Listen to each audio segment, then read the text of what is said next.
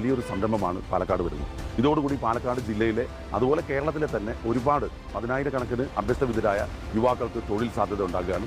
വലിയൊരു വ്യവസായ പുരോഗതി ഉണ്ടാകുകയാണ്. കയറ്റുമതി ഉൾപ്പെടെയുള്ള വ്യവസായ ശൃംഖല ശക്തമായി പാലക്കാട് വരാൻ പോകും. മണിക്കൂറുകളോ ആഴ്ചകളോ സഞ്ചരിച്ചാലും നമ്മുടെ മുക്കിലും മൂലയിലേക്കും, പാലക്കാടിന്റെ മുക്കിലും മൂലയിലേക്കും നമ്മൾ കൊണ്ടുവന്ന വികസന പ്രവർത്തനങ്ങളിലൂടെ കടന്നു പോകാൻ, അതിനെ ദൃശ്യവൽക്കരിക്കാൻ എളുപ്പമല്ല എന്നുള്ളതാണ് എൻ്റെ വിശ്വാസം. നിങ്ങൾക്കറിയാം, ചെറിയ റോഡുകൾ, ലൈറ്റുകൾ, കുടിവെള്ള പദ്ധതികൾ, കെട്ടിടങ്ങൾ, സ്കൂളുകളിൽ ചെയ്ത കാര്യങ്ങൾ, അതുപോലെ തന്നെ ഇവിടുത്തെ സർക്കാർ ഡിപ്പാർട്ട്മെന്റുകളുടെ പുതിയ ഓഫീസുകൾ തുടങ്ങി ജനങ്ങൾക്ക് ആവശ്യമായിട്ടുള്ള ഒരുപാട് കാര്യങ്ങൾ ഈ കാലയളവിൽ ചെയ്യാൻ നമുക്ക് സാധിച്ചിട്ടുണ്ട്. നമ്മുടെ റോഡുകൾ മുഴുവൻ നിങ്ങളെ കാണിക്കാൻ ഈ സമയം കഴിയില്ല, പ്രധാനപ്പെട്ട റോഡുകൾ.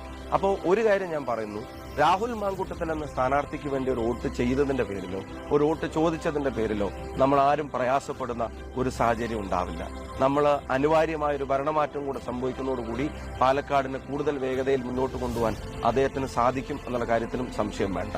ഈ നാടിനോട് ഒരു കാര്യം നെഞ്ചിൽ കൈവച്ച് പറയാൻ ആഗ്രഹിക്കുന്നു. നിങ്ങളുടെ ഒരു വോട്ട് കൊണ്ട് നമ്മൾ ചെയ്ത കാര്യങ്ങളിൽ ചിലത് മാത്രമാണ് നിങ്ങളെ ഇപ്പൊ കാണിക്കാൻ കഴിഞ്ഞത്. അനേകമുണ്ട്, അത് നിങ്ങൾക്ക് തന്നെ ബോധ്യമുള്ളതാണ്.